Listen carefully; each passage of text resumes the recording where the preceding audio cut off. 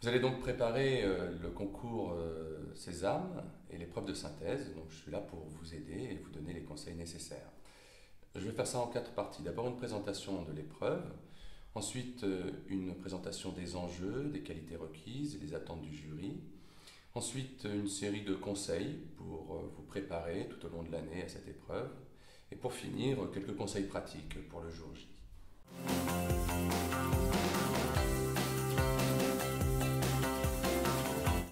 Alors il faut savoir que l'épreuve se divise en 2 parties. Tout d'abord le cahier de questions qui compte pour 10 points et qui vous amènera à la question de synthèse que vous devrez rédiger et qui compte également pour 10 points. C'est cette question de synthèse qui risque de vous poser le plus de problèmes puisque vous n'êtes pas habitué, mais nous allons voir ensemble le détail de l'épreuve. Alors le dossier. Il s'agit d'un corpus de textes très variés qui peuvent être tirés de la presse généraliste, de la presse scientifique spécialisée, de la littérature ou de tout autre document littéraire et qui ne traitent que d'un thème. L'intérêt donc de l'épreuve, c'est que tous ces textes ne traitent que d'un seul sujet, mais avec des angles différents et des approches différentes. Votre qualité à vous va être de pouvoir synthétiser les informations intéressantes et de pouvoir mettre en relation les différents concepts et les différentes approches. Donc, un dossier de 30 à 35 pages, traitant d'un même thème à partir de documents très variés. Puis, un cahier de questions, une dizaine de questions auxquelles vous répondrez en vous appuyant sur les textes donnés. Et enfin, la question de synthèse qui sera clairement énoncée et que vous devrez rédiger en vous appuyant sur l'ensemble du corpus, en ayant tiré les idées principales et directrices de ces documents. C'est ça la synthèse.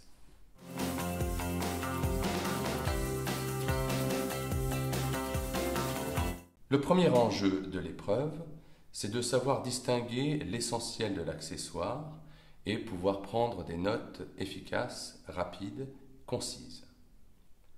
La deuxième qualité requise va être la maîtrise de la langue française, la précision du vocabulaire et l'exactitude de l'orthographe.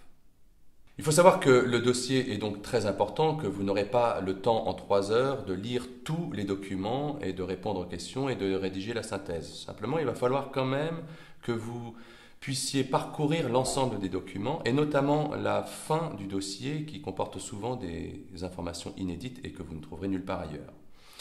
De ce travail, vous pourrez dégager une problématique. Dégager une problématique, une bonne problématique, forte, intéressante. C'est ce qui vous distinguera des autres candidats.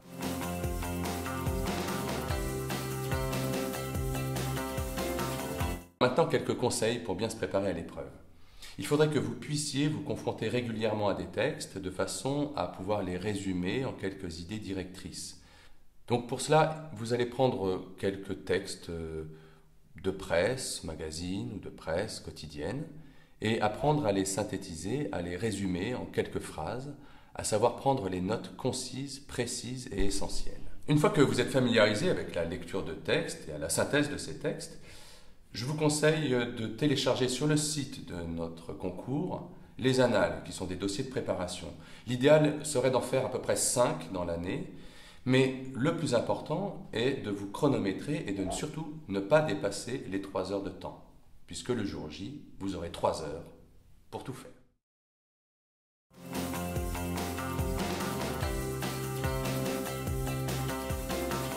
Bien, alors quelques conseils pour le jour J. D'abord, arriver bien reposé, être le plus serein possible, ne pas se laisser submerger par le stress, savoir que si c'est difficile pour vous, ça l'est également pour les autres. Ensuite, arriver avec les bons outils, à savoir des stabilos de différentes couleurs ou des crayons de différentes couleurs pour pouvoir vous retrouver facilement dans vos notes et pouvoir gagner un temps qui peut être précieux à la fin de l'épreuve. Ensuite, prendre absolument le temps de se relire, c'est très important pour l'orthographe et l'expression.